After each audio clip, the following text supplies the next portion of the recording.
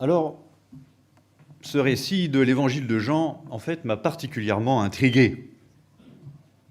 Et pour les questions que je viens de soulever tout à l'heure, là. Car ce bout de texte présente deux manières de croire. Deux manières de croire. On pourrait dire deux manières d'aimer aussi, hein, pour continuer le thème. Manifestement, une bonne manière de croire et une mauvaise. La bonne manière de croire, c'est celle des disciples. La mauvaise manière, si je peux l'exprimer comme ça, est celle de ceux qui ont cru en voyant les signes, certainement miraculeux, que Jésus a fait à Jérusalem ces jours-là. Alors que nous pensions peut-être que la bonne manière de croire venait justement en voyant ces signes miraculeux que Jésus faisait, on est prévenu. On est prévenu. La vraie foi ne vient pas de cette manière-là.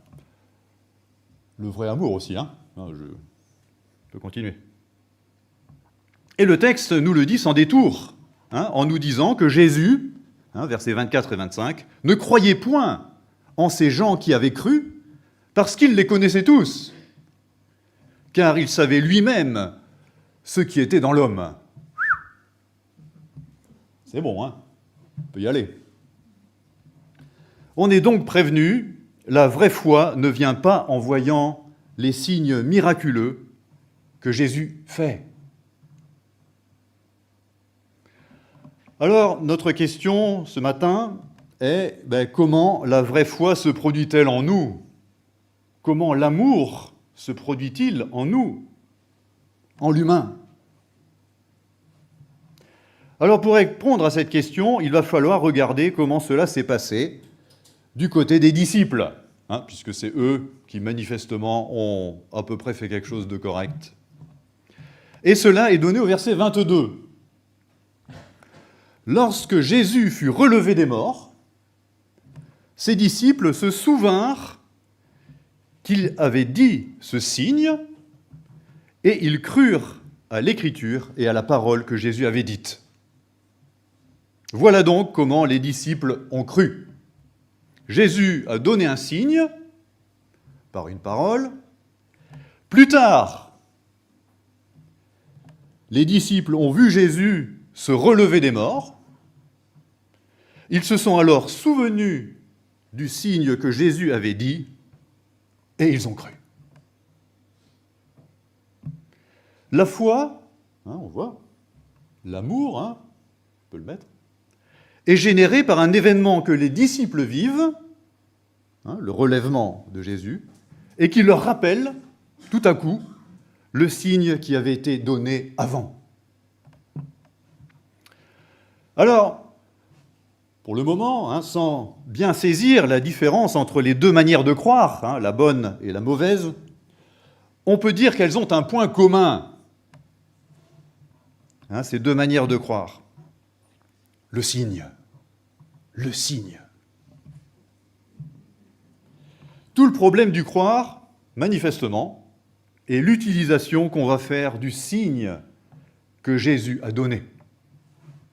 Soit on utilise le signe pour ce qu'il est, pour son caractère extraordinaire, miraculeux, soit le signe nous met, je vais le dire comme ça, en attente d'un autre événement qui va nous rappeler le signe, et alors, on croira. Pas pareil.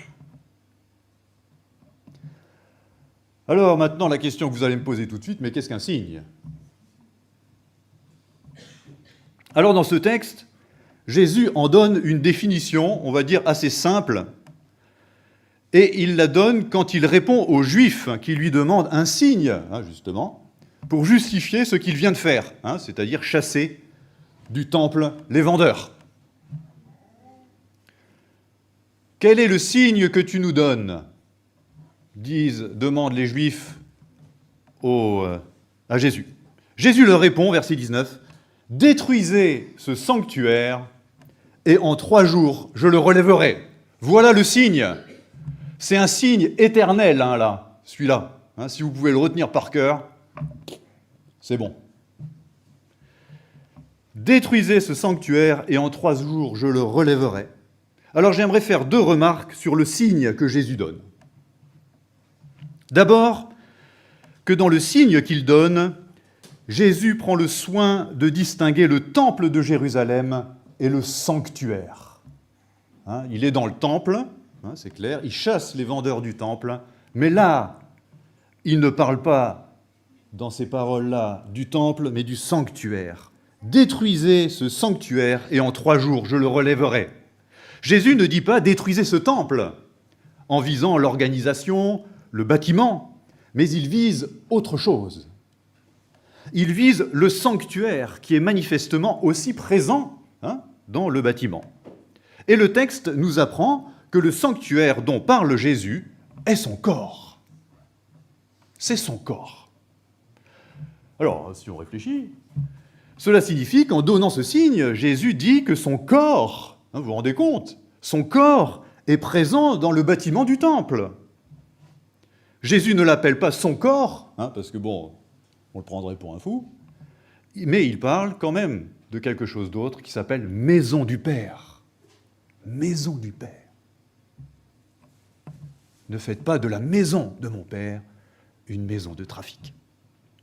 Le lieu de culte de Jérusalem est donc composé du temple et du sanctuaire. Intéressant. Pour l'Église, hein, on va revenir maintenant à aujourd'hui, pour l'Église, qui est notre lieu de culte, c'est la même chose. L'Église est aussi composée du sanctuaire et d'un temple. Du sanctuaire, on le sait bien, car l'Église que nous formons, tous ensemble, là, est le corps de Christ. Hein ? Paul nous le dit à maintes reprises.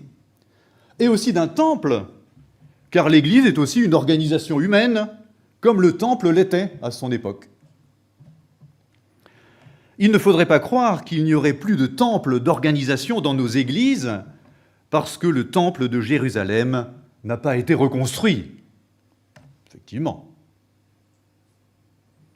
Nos églises sont encore composées aussi d'un temple et d'un sanctuaire. Tout cela pour vous dire que le signe, hein, je reviens au signe, hein, c'est ça qui nous préoccupe. Tout cela pour vous dire que le signe que donne Jésus est encore d'actualité pour nous. C'est encore d'actualité pour nous. Nous avons encore affaire au signe que donne Jésus.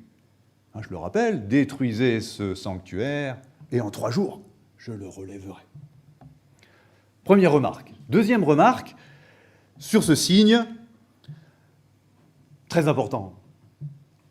Ce signe se déroule en 2 temps. En 2 temps qui se suivent. En 2 temps.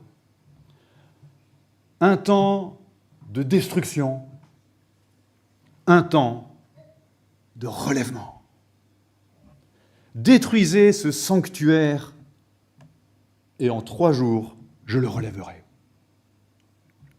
Et on remarque, hein, quand on entend cette phrase, on remarque que ce ne sont pas les mêmes personnes qui détruisent et qui relèvent.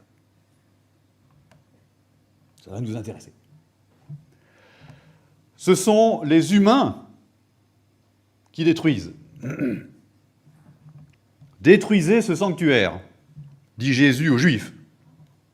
Mais comme ce signe est encore pour nous, il le dit aussi à nous aujourd'hui. À nous ici, hein. Détruisez ce sanctuaire. C'est Jésus ensuite qui relève le sanctuaire, donc son corps. Nous, on détruit, Jésus relève. Et en 3 jours, il y a un je là, je le relèverai. C'est pas vous, moi pas moi, quoi. Les humains détruisent le corps de Jésus et Jésus le relève. On voit que dans le signe que Jésus donne, on va le dire comme ça, chacun a sa part. Chacun a sa part. Les humains ont leur part, Jésus a la leur, a la sienne.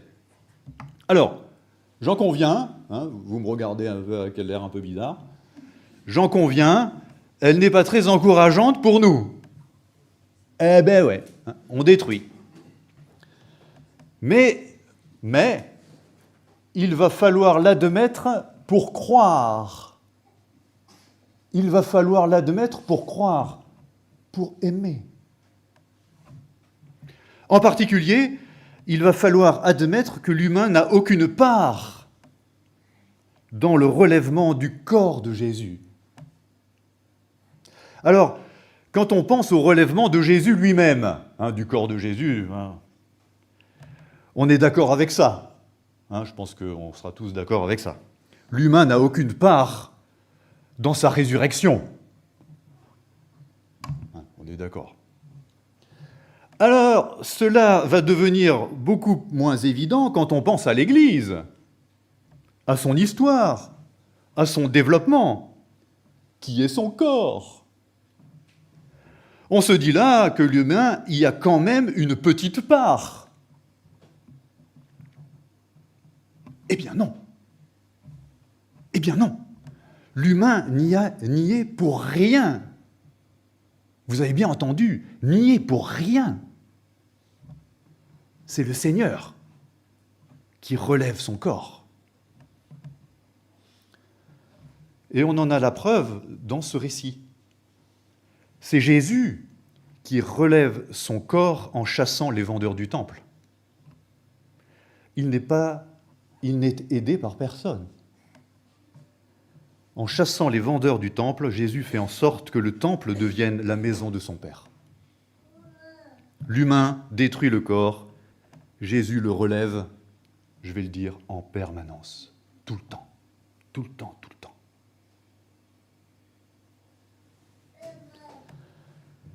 Alors maintenant, la question qui vous vient tout de suite à l'esprit, mais quand est-ce qu'on détruit le sanctuaire ? Quand est-ce qu'on fait ça ? Quand est-ce qu'on détruit le corps de Jésus, hein ? Parce que, c'est pas moi qui détruis le corps de Jésus. Hein, non. Au contraire, quand est-ce qu'on fait ça ? Alors le texte nous le dit aussi. Dès qu'on fait du temple, donc de l'Église, une maison de trafic, de commerce. Voilà, quand on détruit le temple. Le sanctuaire. Alors je vais vous le dire, hein, entre nous, hein, on se connaît bien, c'est à peu près tout le temps. On fait ça à peu près tout le temps. Alors je ne veux pas vous mettre le moral à zéro, moi, je crois que j'y arrive peut-être là, mais il faut savoir que nous faisons de l'Église une maison de trafic à peu près en permanence. Alors je n'ai pas résisté à l'envie de vous donner quelques exemples quand même, hein, parce que bon. Hein. Et cela se passe dès qu'on vient à l'Église ou quand on s'y engage pour soi-même. Là, gros moment ça, de commerce. Alors je vais vous poser une question. Pourquoi êtes-vous venu ce matin ? C'est exactement ce que Oni a posé comme question aussi tout à l'heure. Hein. Donc, alors je ne vais pas y répondre tout à fait pareil. Hein. Pourquoi êtes-vous venu ce matin ? Ah ben, moi je suis venu pour rencontrer des gens, pour recevoir un enseignement. En plus, je savais que Jacques allait prêcher, alors je suis venu pour l'entendre, voilà. Pour renforcer sa piété, hein, bien sûr, parce qu'il faut venir quand même tous les dimanches, pour grandir spirituellement. Alors, je vous préviens tout de suite, c'est du commerce. On vient pour soi, on vient pour son petit nombril, là. Alors certains vont tout de suite me dire « Ah ben non, pour moi, c'est un peu différent, car je suis venu pour participer à l'animation du culte. Là, au moins, ce n'est pas pour moi. » Alors je m'adresse... je suis désolé, hein, mais à moi aussi. Hein, moi. En êtes-vous si sûr que vous êtes venu pas pour vous ? Ah oui, Christine, elle soulève les yeux, là, les sourcils. En fait, souvent, l'engagement qu'on prend dans l'Église permet d'être valorisé. D'abord à nos propres yeux. On se dit que s'engager permet d'être un bon chrétien. Ah ben oui, j'applique mon... Ah, je suis un bon chrétien comme ça. En plus, on se sent utile, car on remplit une case dans l'organisation, dans le temple. Il s'ajoute souvent que ces engagements finissent par nous plaire. Ah ben moi j'aime bien chanter, etc. Et là, justement, pendant le culte, je chante. Donc ça commence à nous plaire. Nous voilà donc bien valorisés à nos propres yeux. C'est donc bien du commerce. Mais ce n'est pas tout. Notre engagement nous valorise aussi aux yeux des autres. Cela arrive quand on reçoit un retour positif de ce que nous faisons. Là encore, nous voilà dans le commerce. Si on n'y prend pas garde, on finit par consommer de l'Église comme on consommerait un voyage, des activités sportives. Là, ce ne sont pas des activités, des voyages ou des activités sportives, ce sont des activités religieuses. Je paye par mon engagement, ma présence, je reçois en retour du sens, de la piété, de la satisfaction. Je donne, je reçois en retour, c'est du commerce. Mais ce n'est pas fini. Vous pensiez que vous en avez fini? Ben non. On va continuer. J'insiste un peu là-dessus parce que, pour se mettre dans l'ambiance. Il y a beaucoup de commerce aussi quand je donne à l'offrande. Alors là, c'est bon, c'est le pompon. En particulier quand je connais la destination de mon offrande. Et souvent, je la connais, et donc je donne pour quelque chose. Pour avoir un pasteur, de beaux locaux, récemment un presbytère, un lieu de culte, pour moi. Tout confort.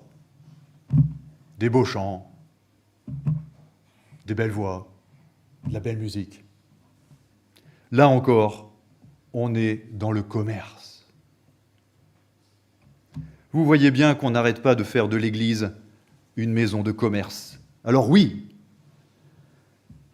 on ne commerce plus avec des animaux, mais le résultat est le même, on détruit le sanctuaire, on détruit le corps de Jésus, comme les Juifs à l'époque de Jésus. En fait, je vais vous le dire quand même, quand je préparais la prédication, je me suis dit, l'humain est quand même bien décourageant. C'est bien décourageant. Mais le signe que donne Jésus ne dit pas autre chose. Le signe que donne Jésus là ne dit pas autre chose. Détruisez ce sanctuaire. Détruisez-le. C'est ce que nous faisons en permanence. Alors oui, c'est décourageant, mais en même temps, on est dans le signe. On est dans le signe. Et ça, c'est plutôt encourageant. Car puisqu'on a fait notre part,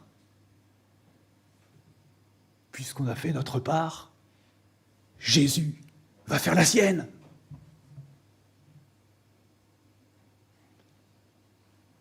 Et quand Jésus va faire la sienne, ça va nous permettre de croire.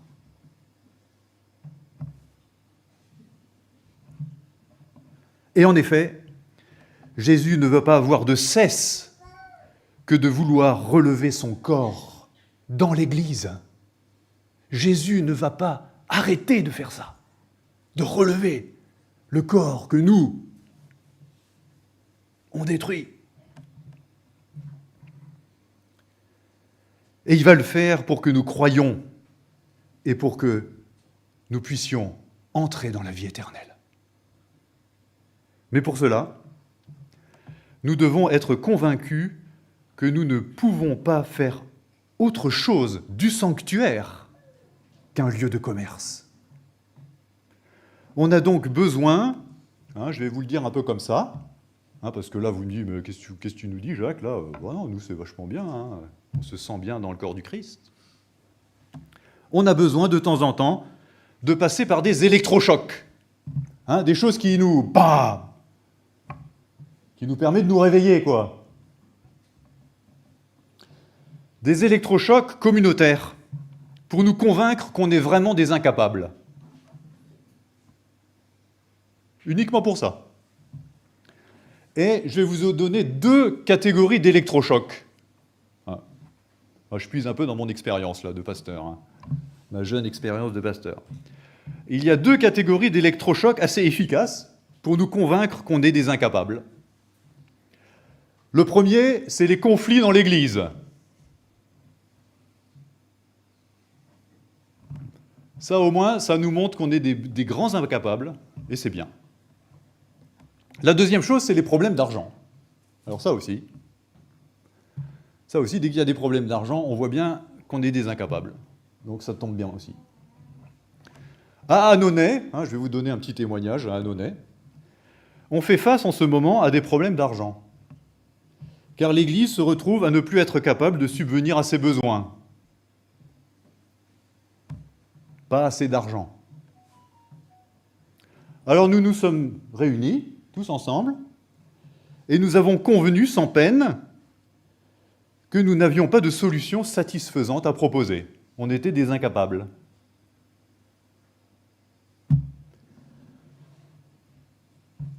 Alors nous avons écouté le signe que Jésus nous donne. Nous nous sommes donc mis dans l'attente du relèvement du corps que Jésus promet de faire dans le signe qu'il a donné aux Juifs. Détruisez ce sanctuaire et en 3 jours, je le relèverai. On s'est mis dans l'attente. Et là, étonnamment, c'est un témoignage là, et là, étonnamment, loin de nous mettre dans l'inaction, parce qu'on aurait pu se dire, allez, vas-y. Cela nous a fait retrouver l'urgence et le goût de la prière collective, de la louange, de l'intercession, du partage de la parole. Pas pour nous, mais pour se préparer à accueillir l'autre. Enfin, accueillir l'autre, celui qui vient, qui ne désire que ça, venir. On s'est mis collectivement dans l'attente, en levant nos mains et nos yeux vers le seul qui puisse relever son corps, Jésus. Il faut bien comprendre que nous ne deviendrons de vrais croyants, de vrais aimants aussi, que si nous laissons à Jésus la tâche de relever son corps à lui seul, alors que nous le détruisons. La prière, la louange, l'intercession communautaire que nous avons entreprise à Annonay ne sont là que pour 2 choses. Nous garder de vouloir faire ce relèvement à sa place, parce que alors ça nous fourbit les jambes, quoi. On aimerait le faire à sa place. Quand bien même on y arriverait, d'ailleurs. Première chose, nous garder de nous mettre à la place du Seigneur. Deuxième chose, nous préparer à vivre ce relèvement dans notre chair. Car nous ne connaissons pas la forme que prendra ce relèvement. On ne sait pas ce qui va se passer. Comme les disciples ne connaissaient pas non plus la forme que prendrait le corps du ressuscité. Ils n'en avaient aucune idée. Mais eux, ils étaient dans l'attente de ça. Et quand ils ont vu Jésus, c'est lui. En fait, on devient de vrais croyants à chaque fois que nous faisons l'expérience dans notre chair communautaire que la vie, écoutez bien, naît du verbe naître de la mort. Naît de la mort. Cette mort que nous répandons autour de nous en permanence. Et pourquoi ? Parce qu'à ce moment-là, quand on verra la vie naître de cette mort-là, on se souviendra et on se dira « Ah ouais, Jésus et les prophètes nous l'avaient bien dit. » que ça marchait comme ça. Je vous rappelle Ézéchiel 37 quand même. Vous connaissez ça. La vallée des ossements, les chairs qui tout à coup arrivent. Ça commence par la mort.